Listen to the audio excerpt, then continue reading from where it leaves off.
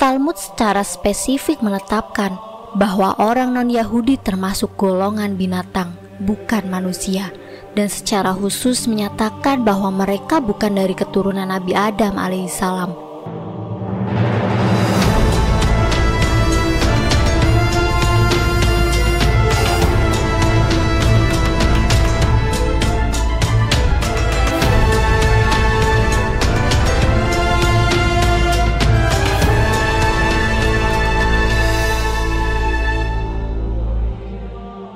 Assalamualaikum warahmatullahi wabarakatuh. Semoga kalian semua senantiasa dirahmati oleh Allah Subhanahu wa Ta'ala. Kitab Talmud adalah kitab suci yang terpenting bagi kaum Yahudi, bahkan lebih penting daripada kitab Taurat. Kitab Talmud bukan saja menjadi sumber dalam penetapan hukum agama, tetapi juga menjadi ideologi dan prinsip-prinsip serta arahan bagi penyusunan kebijakan negara dan pemerintah Yahudi Israel, dan menjadi pandangan hidup orang Yahudi pada umumnya. Itu pula sebabnya mengapa negara Yahudi Israel disebut sebagai negara yang rasis, kaufinistik, teokratik, konservatif, dan sangat dogmatik. Untuk dapat memahami sepak terjang negara Israel yang tanpa arogan, keras kepala, tidak kenal kompromi, orang perlu memahami isi ajaran kitab Talmud yang diyakini oleh orang Yahudi sebagai kitab suci yang terpenting di antara kitab-kitab suci mereka. Keimanan orang Yahudi terhadap kitab Talmud mengatasi bahkan kitab Perjanjian Lama yang juga dikenal dengan nama Taurat. Bukti tentang hal ini dapat ditemukan dalam Talmud Erubin 2b atau edisi Skonkino yang mengingatkan kepada kaum Yahudi, "Wahai anakku, tidaklah engkau lebih mengutamakan fatwa daripada para ahli kitab, daripada ayat-ayat Taurat." Para pendeta Talmud mengklaim sebagian dari isi kitab Talmud merupakan himpunan dari ajaran yang disampaikan oleh Nabi Musa alaihissalam secara lisan. Sampai dengan kedatangan Nabi Isa alaihissalam, kitab Talmud belum dihimpun secara tertulis seperti bentuknya yang sekarang. Nabi Isa mengutuk tradisi Hisnah atau Talmud awal, termasuk mereka yang mengajarkannya, para pendeta Yahudi dan kaum Farisi. Karena isi kitab Talmud seluruhnya menyimpang, bahkan bertentangan dengan kitab Taurat. Kaum Kristen karena ketidakpahamannya hingga dewasa ini menyangka bahwa Perjanjian Lama merupakan kitab tertinggi bagi agama Yahudi. Sangkaan itu keliru. Para pendeta Farisi mengajarkan doktrin dan fatwa yang berasal dari para rabi atau pendeta lebih tinggi kedudukannya daripada wahyu yang datang dari Tuhan. Talmud mengemukakan hukum-hukumnya berada di atas Taurat, bahkan tidak mendukung isi Taurat. Seorang peneliti Yahudi, Hiam Makobi, dalam bukunya yaitu Judaism on Trial mengutip pernyataan bahwa tanpa Talmud kita tidak akan mampu memahami ayat-ayat Taurat. Tuhan telah melimpahkan wewenang ini kepada mereka yang arif, karena tradisi merupakan suatu kebutuhan yang sama seperti kitab-kitab wahyu. Para arif itu membuat tafsiran mereka, dan mereka yang tidak pernah mempelajari Talmud tidak akan mungkin mampu memahami Taurat. Memang ada kelompok di antara kaum Yahudi yang menolak Talmud dan tetap berpegang teguh kepada Taurat atau Perjanjian Lama yang sekarang. Mereka ini disebut golongan Karaiyah, kelompok yang sepanjang sejarahnya paling dibenci dan menjadi korban dizalimi oleh para pendeta Yahudi ortodok.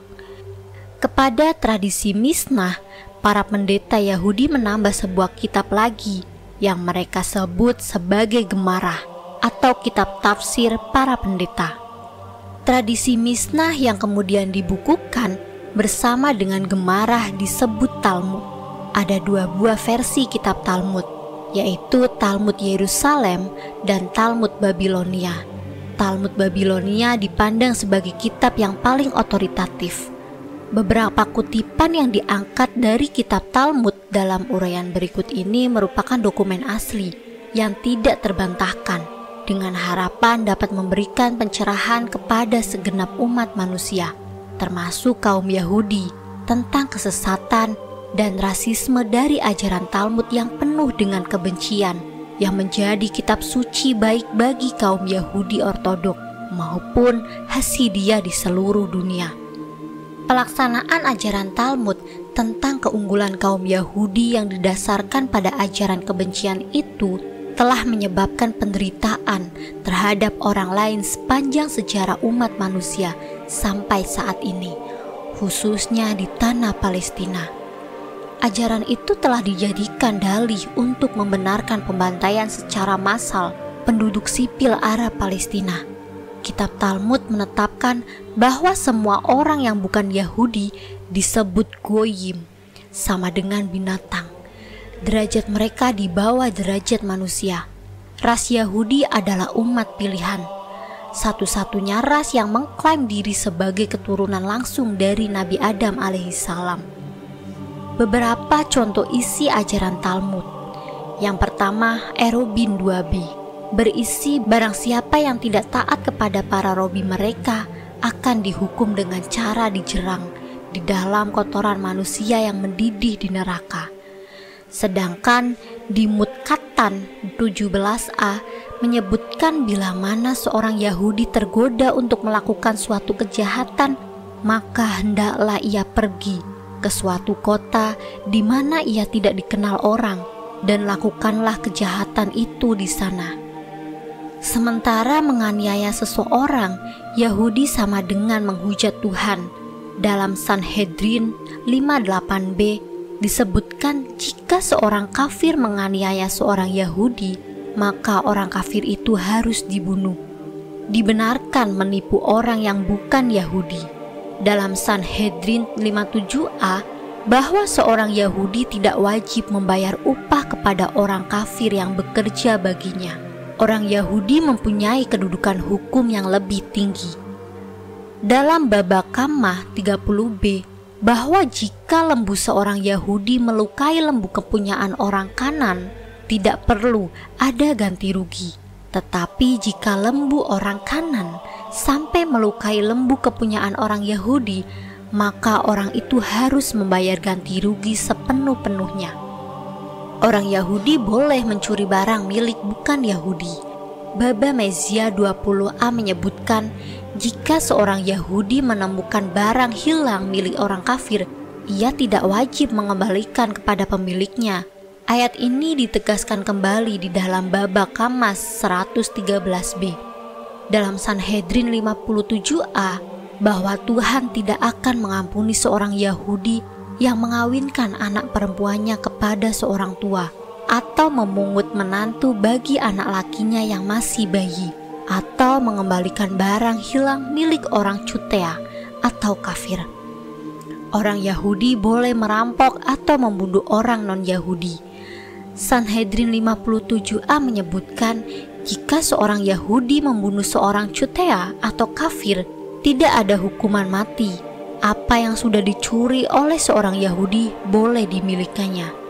Baba Kama 37b menyebutkan kaum kafir ada di luar perlindungan hukum dan Tuhan membukakan uang mereka kepada Bani Israel. Orang Yahudi boleh berdusta kepada orang non-Yahudi. Baba Kama 113a bahwa orang Yahudi diperbolehkan berdusta untuk menipu orang kafir. Yang bukan Yahudi adalah hewan di bawah derajat manusia. Yebamut 98a menyebutkan bahwa semua anak keturunan orang kafir tergolong sama dengan binatang. Abodah Zara 36b bahwa anak perempuan orang kafir sama dengan nidah atau najis sejak lahir. Abodah Zara 22a sampai 22b bahwa orang kafir lebih senang berhubungan seks dengan lembu. Ajaran gila di dalam Talmud. Gitin 69a bahwa untuk menyembuhkan tubuh, ambil debu yang berada di bawah bayang-bayang jamban, dicampur dengan madu lalu dimakan. Sabat 41a bahwa hukum yang mengatur keperluan bagaimana kencing dengan cara yang suci telah ditentukan. Yebamut 63a bahwa Adam telah bersetubuh dengan semua binatang ketika ia berada di surga. Yebamut 63a menjadi petani adalah pekerjaan yang paling hina. Sanhedrin 55b bahwa seorang Yahudi boleh mengawini anak perempuannya berumur 3 tahun atau persisnya 3 tahun 1 hari. Sanhedrin 54b seorang Yahudi diperbolehkan bersetubuh dengan anak perempuannya asalkan anak itu berumur di bawah 9 tahun. Ketubot 11b bila mana seorang dewasa bersetubuh dengan seorang anak perempuan tidak ada dosanya.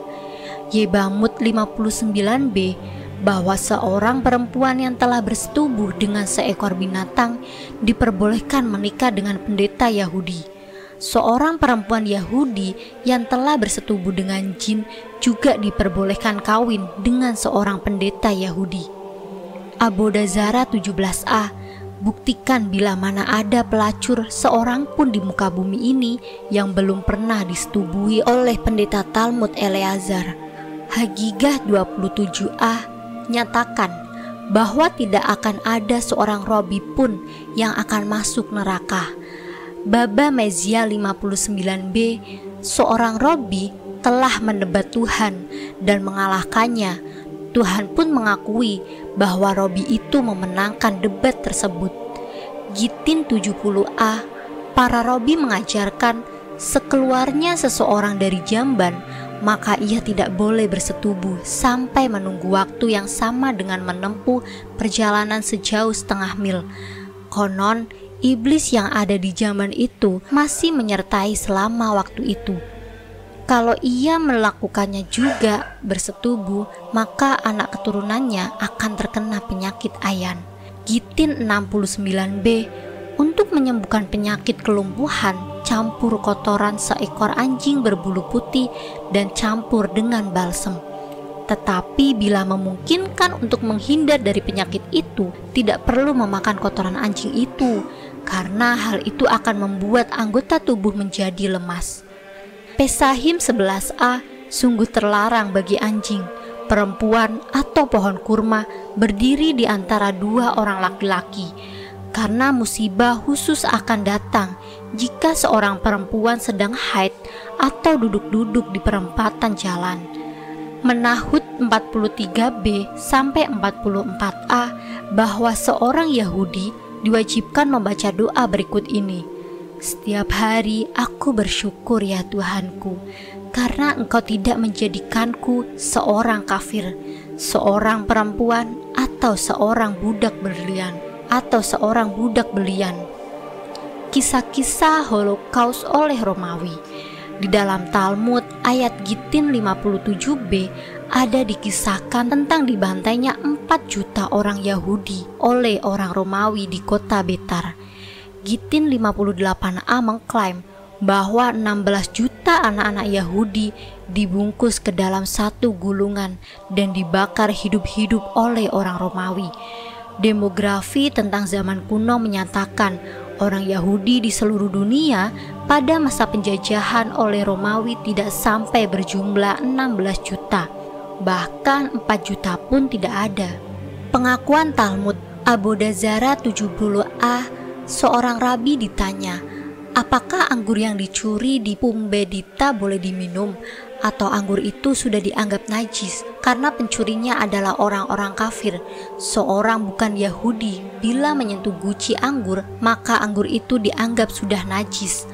Rabi itu menjawab, tidak perlu dipedulikan, anggur itu tetap halal bagi orang Yahudi karena mayoritas pencuri yang ada di Pumbedita, tempat di mana guci-guci anggur itu dicuri, adalah orang-orang Yahudi. Kisah ini juga ditemukan di dalam kitab Gemara, Ros Hasanah 25b. Ibadah orang Farisi. Erubin 21b bahwa Rabi Akidah berkata kepadanya, berikan saya air untuk mencuci tangan saya. Ia menjawab, air itu tidak cukup, bahkan untuk diminum, apalagi untuk membasuh tanganmu, keluhnya. Lalu apa yang harus saya perbuat? Tanya seorang lainnya. Padahal engkau tahu, menentang ucapan seorang rabi diancam dengan hukuman mati. Saya lebih baik mati daripada menentang pendapat kawan-kawan saya. Ritual cuci tangan ini terekam di kutub Nabi Isa alaihissalam dalam Injil Matius 15:1-9. Genosida dihalalkan oleh Talmud. Perjanjian kecil Soferim 15, Kaidah 10. Inilah kata-kata dari Rabi Simeon bin Yohai. Bahkan orang kafir yang baik sekalipun seluruhnya harus dibunuh. Orang-orang Israel setiap tahun mengikuti acara nasional ziarah ke kuburan Simon bin Yohai untuk memberikan penghormatan kepada Rabi yang telah menganjurkan untuk menghabisi orang-orang non-Yahudi. Di Purim pada tanggal 25 Februari 1994, seorang perwira Angkatan Darat Israel, Baru Goldstein, seorang Yahudi Ortodok dari Brooklyn, membantai 40 orang muslim, termasuk anak-anak, tatkala mereka tengah bersujud sholat di sebuah masjid. Goldstein adalah pengikut mendiang Rabi Meir Kahane yang menyatakan kepada kantor berita CBS News bahwa ajaran yang dianutnya mengatakan orang-orang Arab itu tidak lebih daripada anjing, sesuai ajaran Talmud. Seorang profesor di Universitas Yerusalem menjelaskan tentang falsafat Kahane dan Goldstein. Mereka percaya adalah telah menjadi iradat Tuhan bahwa mereka diwajibkan untuk melakukan kekerasan terhadap goyim, sebuah istilah Yahudi untuk orang-orang non-Yahudi. Rabbi Zaginbrug menyatakan, kita harus mengakui darah seorang Yahudi dan darah orang goyim tidaklah sama. Rabbi Jacob Perrin berkata, 1 juta nyawa orang Arab tidaklah seimbang dengan sepotong kelingking orang Yahudi. Doktrin Talmud, orang non-Yahudi bukanlah manusia. Talmud secara spesifik menetapkan bahwa orang non-Yahudi termasuk golongan binatang, bukan manusia, dan secara khusus menyatakan bahwa mereka bukan dari keturunan Nabi Adam alaihissalam. Ayat-ayat yang berkaitan itu ditemukan bertebaran di dalam kitab Talmud, antara lain sebagai berikut. Kirohut 6b, menggunakan minyak untuk mengurapi.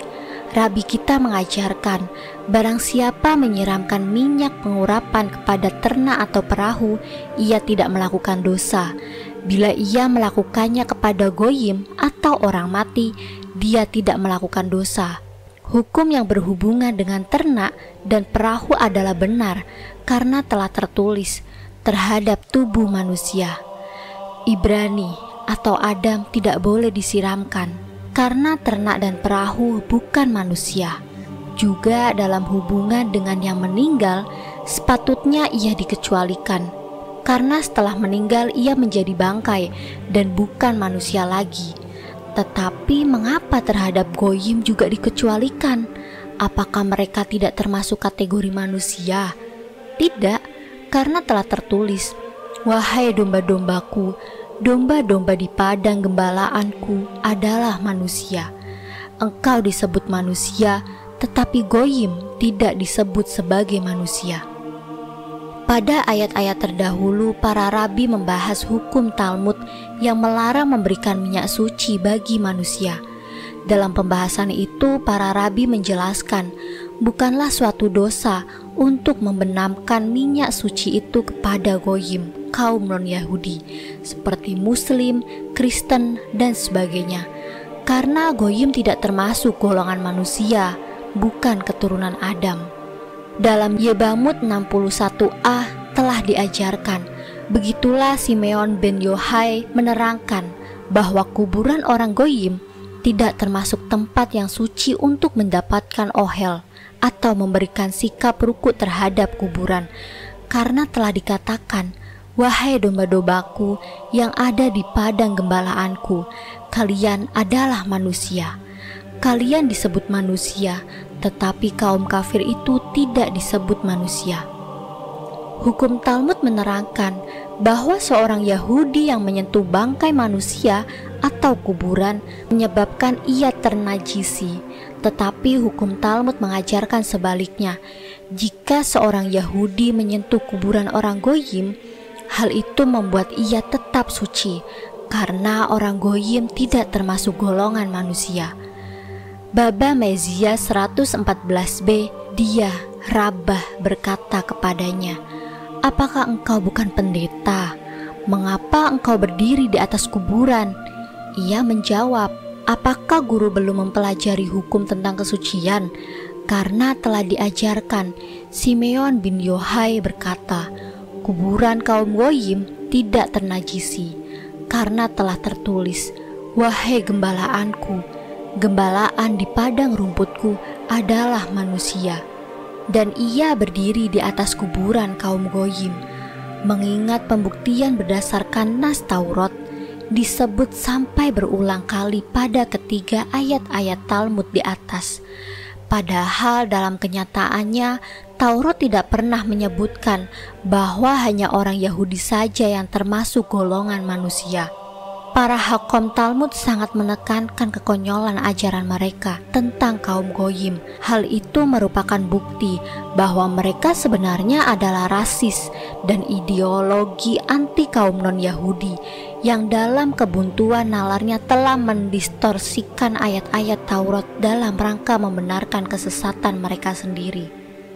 Berakot 58a, sila seorang Yahudi memberikan hukuman cambuk kepada seseorang yang telah bersetubuh dengan seseorang perempuan Mesir. Orang yang dicambuk itu pergi mengadukannya kepada pemerintah dan berkata, ada seorang Yahudi yang memberikan hukuman cambuk tanpa izin dari pemerintah. Seorang petugas memerintahkan untuk memanggilnya. Ketika sila tiba, ia ditanya, "Mengapa engkau mencambuk orang itu?" Sila menjawab, "Karena ia telah menyetubuhi kedelai betina." Petugas itu berkata kepadanya, "Apakah engkau mempunyai saksi-saksi?" Sila menjawab, "Saya mempunyainya." Kemudian Nabi Elijah turun dari langit dalam bentuk manusia dan memberikan bukti. Petugas itu berkata lagi kepadanya, "Kalau demikian halnya seharusnya orang itu dihukum mati." Sila menjawab, "Karena kami telah diasingkan dari negeri kami tidak mempunyai wewenang untuk menjatuhkan hukuman mati. Lakukanlah terhadapnya sesuai kehendak kalian." Ketika mereka masih mempertimbangkan perkara itu, Sila pun berteriak, "Kepadamulah ya Tuhan yang maha besar dan maha kuasa. Apa kehendakmu?" tanya petugas itu. Sila menjawab, "Apa yang kukatakan ialah terpujilah yang maha pengasih, yang telah menciptakan segala sesuatunya dari tanah, serupa dengan yang di sorga, dan telah memberikan kepadamu sekalian tempat tinggal, dan membuat kalian mencintai keadilan." Petugas itu berkata kepadanya, "Apakah engkau sedemikian membantu kepada kehormatan pemerintah?" Petugas itu memberi Sila sebuah tongkat dan berkata kepadanya, "Engkau boleh menjadi hakim."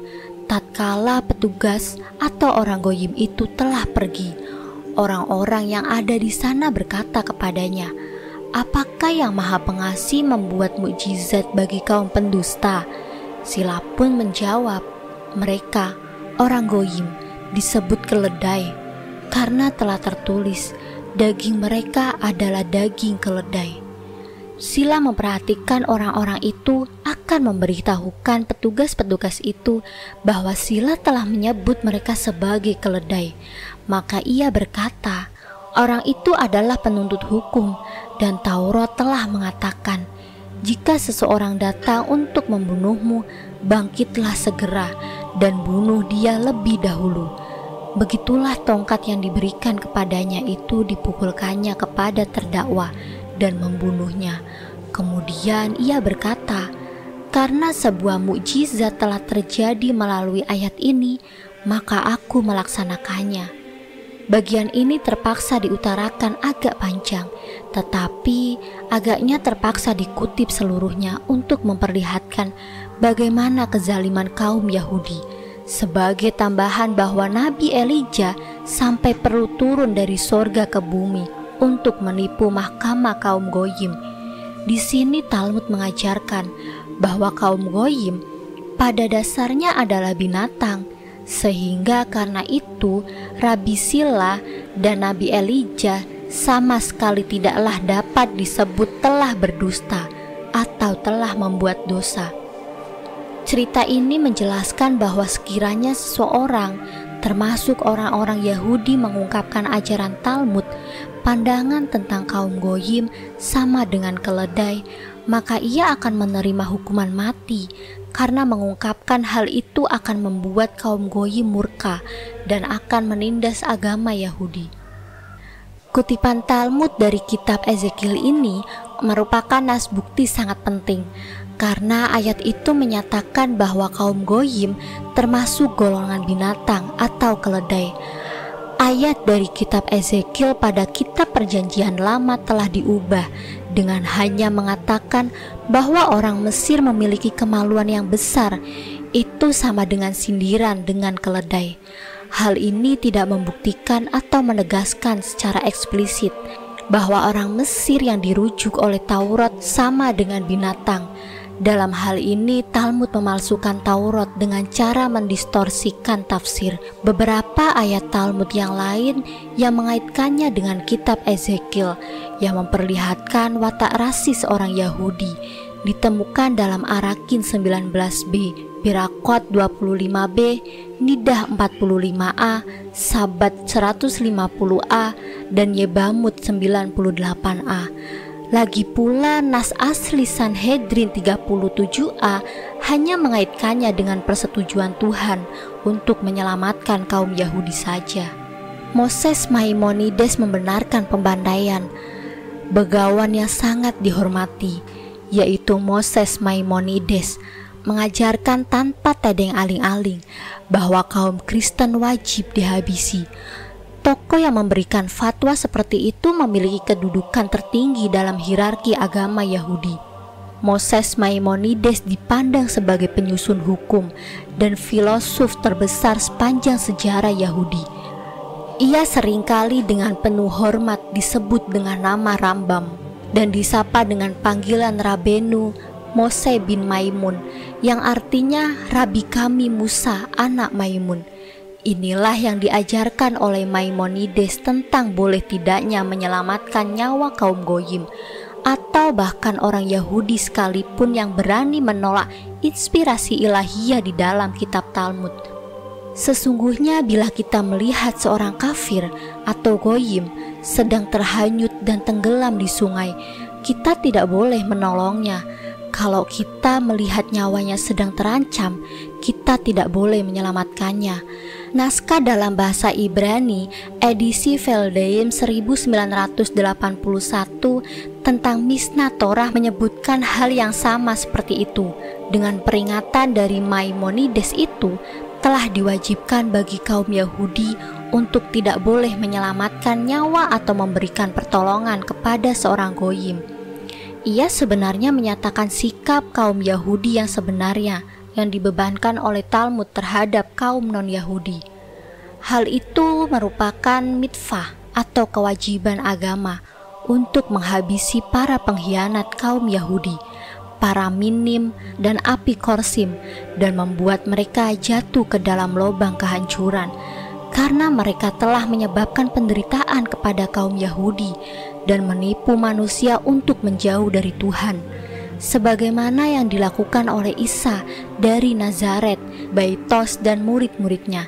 Semoga terlaknatlah mereka. Maimonides mengajarkan pada bagian lain dari Mishnah Torah bahwasanya kaum Goyim bukanlah golongan manusia, hanyalah manusia kaum Yahudi, dan bukanlah perahu yang dapat memperoleh najis bila bersentuhan. Bangkai dari seorang Goyim tidak menyebabkan najis bila bersentuhan dengan bayang-bayang seorang Yahudi. Seorang Goyim tidak sampai menyebabkan penajisan, dan bila seorang Goyim menyentuh, membawa, atau membayangi, Goyim itu tidak menyebabkan najis. Mayat seorang Goyim tidak menyebabkan menjadi najis, Dan sekiranya seorang goyim menyentuh, membawa, atau menjatuhkan bayangannya kepada mayat, ia dianggap tidak pernah menyentuh mayat tersebut. Teks Talmud, khususnya Talmud Babilonia pada Sanhedrin 37a, tidak mewajibkan orang Yahudi untuk menyelamatkan nyawa orang lain, terkecuali nyawa orang Yahudi sendiri. Moshe Maimonides memperkuat ajaran Talmud tersebut, tetapi beberapa buku yang ditulis oleh orang-orang Yahudi kontemporer merujuk beberapa nas dari Talmud yang seolah-olah memuat frasa nilai-nilai universal, seperti barang siapa membunuh kehidupan seseorang, hal itu sama dengan membunuh seluruh isi dunia. Dan barang siapa memelihara kehidupan seseorang, hal itu seperti ia telah memelihara seluruh isi dunia. Bandingkan dengan Al-Quran, barang siapa yang membunuh seorang manusia bukan karena orang itu membunuh orang lain, atau bukan karena membuat kerusakan di muka bumi, maka seakan-akan dia telah membunuh manusia seluruhnya.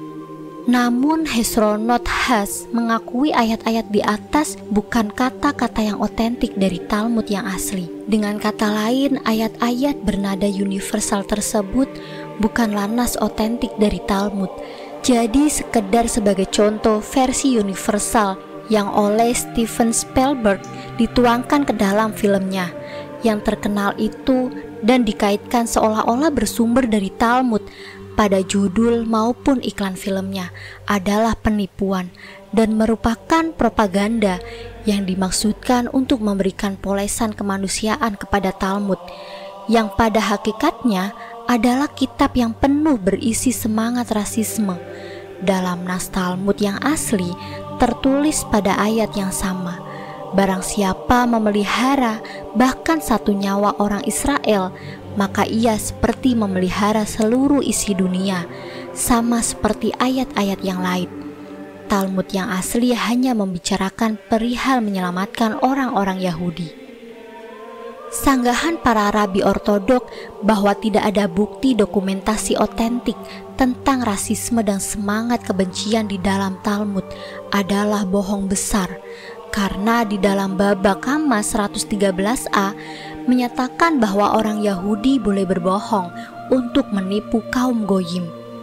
The Simon, sebuah pusat propaganda ruhubiyah Yahudi yang didukung oleh dana multijutaan dolar, terpaksa memecat Rabi Dani Landes pada tahun 1995 karena Rabi ini menentang ajaran dehumanisasi oleh Talmud terhadap orang non-Yahudi. Sikap ini benar-benar busuk, katanya. Buktinya, ya pernyataan-pernyataan di dalamnya. Berdusta untuk menipu orang Goyim telah lama menjadi panutan di dalam agama Yahudi. Ambil contoh, sehubungan dengan debat pada abad ke-13 di Paris antara Nicholas Donin dengan seorang Yahudi yang telah memeluk agama Katolik, yang oleh Hiam Makobi diakui mempunyai pengetahuan yang luas tentang Talmud. Saat berkonfrontasi lawan Rabi Yehil, pada waktu itu Yehil tidak sedang berada di bawah ancaman hukuman atau dicederai, namun tanpa malu tetap saja berdusta sepanjang debat tersebut. Sebagai contoh, ketika ditanya oleh Donin, apakah ada ayat-ayat yang menghujat Yesus di dalam Talmud, Yehil menyanggahnya. Donin, seorang ahli dalam bahasa Ibrani, paham benar jawaban itu adalah dusta. Maka Ria Makobi, seorang komentator Yahudi mengenai debat tersebut yang hidup di abad ke-20, membela kebohongan Rabi Yehil seperti ini. Pernyataan ini mungkin diajukan, apakah Yehil benar-benar percaya yang Yesus tidak disebut-sebut di dalam Talmud? Atau bisa juga ia mengajukan pertanyaan sebagai suatu tipuan yang cerdik untuk menciptakan keadaan mendesak Yehil. Tentu saja Rabi Yehil dapat dimaafkan bila ia tidak mengakui sesuatu yang tidak sepenuhnya dipercayainya, dalam rangka mencegah proses tiranik yang menghadapkan budaya dari suatu agama tertentu terhadap agama yang lain. Beginilah cara orang Yahudi menyanggah sampai dengan hari ini tentang adanya nas Talmud yang mengandung ayat-ayat yang penuh dengan kebencian. Sebuah kata tentang kebohongan Yahudi diplesetkan dan disulap menjadi dapat dimaafkan. Sementara setiap penyelidikan terhadap kitab-kitab suci Yahudi oleh peneliti non-Yahudi dipandang sebagai proses tiranik.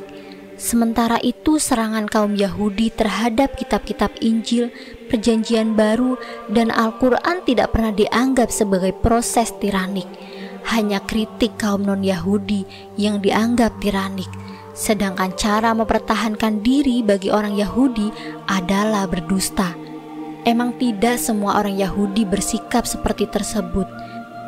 Berapapun banyaknya sanggahan dan kebohongan yang keluar dari The Anti-Defamation Language atau Liga Anti Penghinaan Yahudi, dan dari The Wiesenthal Center, dalam buku ini dikutip nas-nas baik dari Talmud maupun juga dari Mufasir Talmud paling terkemuka di mata orang Yahudi sendiri, seperti Moses Maimonides. Pada tahun 1994, Rabbi Fimark, Direktur Pendidikan Teknologi Terapan pada Shalom Hartman Institute di Yerusalem, telah menulis semacam pengakuan yang menakjubkan tentang bagaimana kaum Yahudi di masa yang silam telah membuat dua jenis kumpulan kitab. Kitab Talmud yang otentik sebagai bahan pelajaran bagi para pemuda mereka di sekolah-sekolah, dan satu lagi kitab Talmud yang telah disensor dan diamandemenkan, yang ditujukan bagi konsumsi para goyim yang tidak mengerti apa-apa. Rabbi Mark menjelaskan bahwa versi tafsir Maimonides yang dikeluarkan untuk konsumsi umum tertulis misalnya, barang siapa membunuh seorang manusia, ia telah melanggar hukum. Tetapi Rabbi Mark menyatakan nas yang asli berbunyi, barang siapa membunuh seorang Israel. Popper menjelaskan, tidak selalu yang disensor itu ayat-ayat panjang, tetapi acap kali satu kata pun dihapus. Acap kali dalam hal seperti itu digunakan dalam rangka penghapusan dan penggantian. Sebagai contoh penerjemah versi Talmud dalam bahasa Inggris, terbitan Soncino menjelaskan kata Ibrani goyim dengan sebuah kata ganti samaran seperti kafir, cutean, Mesir, penyembah berhala, dan sebagainya. Tetapi sebenarnya kata ganti ini merujuk kepada kata asli, yaitu goyim, semua yang non-Yahudi. Hal itu merupakan praktek disinformasi yang lazim dipakai oleh kaum Farisi untuk menyangkal adanya ayat-ayat yang rasialistik di dalam Talmud yang telah diungkapkan terdahulu dalam buku ini, dalam rangka mengklaim bahwa ayat-ayat itu adalah karangan dari orang-orang yang antisemit. Tanggapan dunia Judeo-Kristen terhadap Talmud dewasa ini ada persekongkolan yang kuat antara dunia Kristen dan Yahudi. Anehnya tidak ada, bahkan tidak pernah ada, para paus, Katolik, serta tokoh-tokoh gereja Protestan di era modern ini yang menyerang atau mengecam ajaran rasisme di Talmud atau kebencian mendarah daging terhadap Kristen dan kaum goyim. Sebaliknya, pada pimpinan gereja Kristen, baik Katolik maupun Protestan, malah dewasa ini menganjurkan kepada para pengikut Yesus Kristus untuk mentaati, menghormati, bahkan membantu pengikut Talmud. Oleh karena itu, kesimpulan kita tidak lain, para pemimpin gereja Katolik dan Protestan sebenarnya adalah pengkhianat paling nyata terhadap Yesus Kristus di muka bumi ini. Kaum non-Yahudi adalah sampah. Semua orang non-Yahudi dari segala ras dan agama menurut Talmud adalah super sampah. Begitu menurut pendiri Chabad Lubavitch, Rabbi Zenur Zalman. Analisanya ditemukan di dalam majalah Yahudi, The New Republic, yang dalam analisisnya menyatakan bahwa ada ironi besar dalam pandangan universalisme mesianik yang baru pada gerakan Chabad, khususnya pandangannya tentang kaum goyim, yakni pernyataan Chabad yang tanpa tedeng aling-aling berisi penghinaan bernada rasial terhadap kaum goyim. Berdasarkan pendapat para teolog Yahudi pada abad pertengahan, terutama sekali sepemikiran penyair dan filosof dan tokoh mistik Yahudi, mereka mencari ketetapan mengenai keunggulan kaum Yahudi berdasarkan ras dan bukannya pada keunggulan kerohanian. Menurut pandangan mereka, secara mendasar kaum Yahudi itu lebih unggul atas ras manapun, dan mengenai hal itu ditegaskan berulang kali dalam bentuk yang sangat ekstrim. Zalman selanjutnya menyatakan sama sekali berbeda karena terciptanya memang lebih inferior. Jiwa mereka sepenuhnya jahat tanpa mungkin diselamatkan dengan cara apapun. Akibat rujukan tentang kaum Goyim menurut ajaran Rabbi Zenur Zalman tanpa kecuali menyebabkan adanya penyakit dalam jiwa mereka. Zat dari mana jiwa kaum Goyim terbuat penuh dengan sampah rohani. Itulah sebabnya mengapa jumlah mereka lebih banyak daripada kaum Yahudi, karena jumlah gabah lebih banyak daripada berasnya. Semua kaum Yahudi secara hakiki baik dan semua kaum Goyim secara hakiki jahat.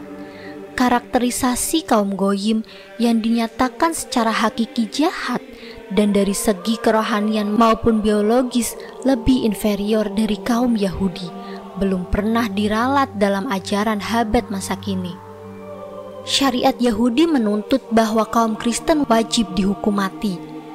Para ulama Taurat menetapkan bahwa Taurat mewajibkan umat yang benar akan mendapatkan tempatnya di hari kemudian, tetapi tidak semua kaum Goyim akan memperoleh kehidupan yang abadi, meskipun mereka taat dan berlaku soleh menurut agama mereka. Dan meskipun kaum Kristen pada umumnya menerima kitab perjanjian lama Ibrani sebagai kitab yang diwahyukan dari Tuhan, namun mereka disebabkan adanya kepercayaan pada apa yang disebut mereka ketuhanan pada Yesus. Sebenarnya kaum Kristen adalah penyembah berhala menurut Taurat, oleh karena itu patut dihukum mati. Dan mereka kaum Kristen itu sudah dipastikan tidak akan memperoleh ampunan di hari kemudian. Tahayul kaum Yahudi bukanlah mengada-ngada bila edisi Talmud Babilonia dipandang sebagai kitab suci Yahudi yang paling otoritatif, karena orang Kristen terpedaya oleh para pengkhotbah Yahudi.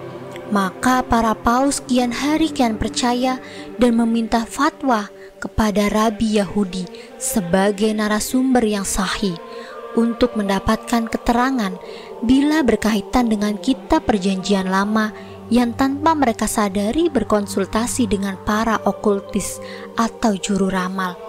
Yudaisme adalah agama kaum Farisi dan para pendeta Babilonia yang menjadi sumber ajaran Talmud dan Kobala yang di kemudian hari membentuk agama Yudaisme. Kitab suci Yudaisme ortodok lainnya seperti Kabbalah isinya penuh dengan ajaran tentang astrologi, ramal-meramal, gemamatria, nekromansi atau sihir, demonologi, ilmu hitam. Jika seorang Yahudi ingin bertaubat, ia cukup mengangkat seekor ayam, membaca mantra untuk keperluan itu, dan mengibas-ngibaskannya di atas kepalanya untuk memindahkan dosa-dosanya kepada ayam tersebut. Dapat kita katakan mengenai hal ini tidak lain adalah tahayul dalam arti yang sebenar-benarnya. Selanjutnya lambang Israel yang mereka sebut sebagai bintang Nabi Daud sama sekali tidak ada sangkut pautnya dengan Nabi Daud alaihissalam. Bintang itu adalah heksagram bersudut 6, supranatural yang melambangkan yantra dari androgen atau kelenjar yang memberikan karakteristik pada kaum laki-laki yang dihubungkan dengan para Hazar Bohemia pada abad 14. Penyesatan publik dengan penggunaan nama negara Israel yang didirikan pada tahun 1948 merupakan sebuah hasil persekongkolan antara kaum Bolshevik Yahudi dengan kaum Zionis yang ateis. Nama itu tidak ada sangkut pautnya dengan kelanjutan kerajaan Nabi Daud, tetapi dikukuhkan melalui pengakuan pertama di PBB yang diberikan oleh diktator komunis Uni Soviet. Kaum Kristen akan lebih terbuka matanya bila berkunjung ke komunitas Yahudi Hasidik menonton acara Purim, di mana sebuah patung serupa Halloween meloncat-loncat seperti jailangkung.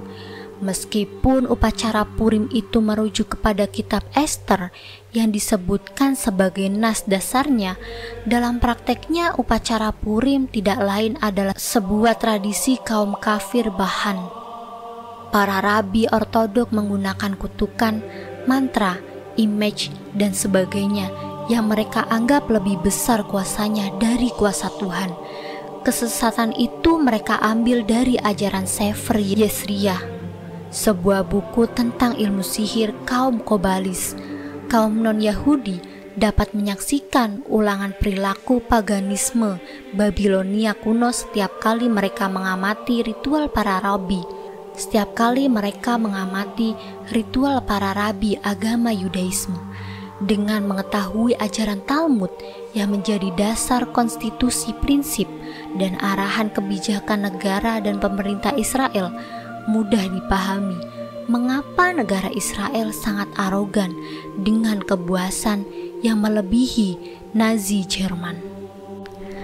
Gambar yang ditampilkan hanya ilustrasi, dan kami memohon maaf jika ada kesalahan dalam penulisan maupun penyebutan. Semoga konten ini bisa bermanfaat dan bisa memberikan inspirasi kebaikan dalam kehidupan sehari-hari. Wassalamualaikum warahmatullahi wabarakatuh.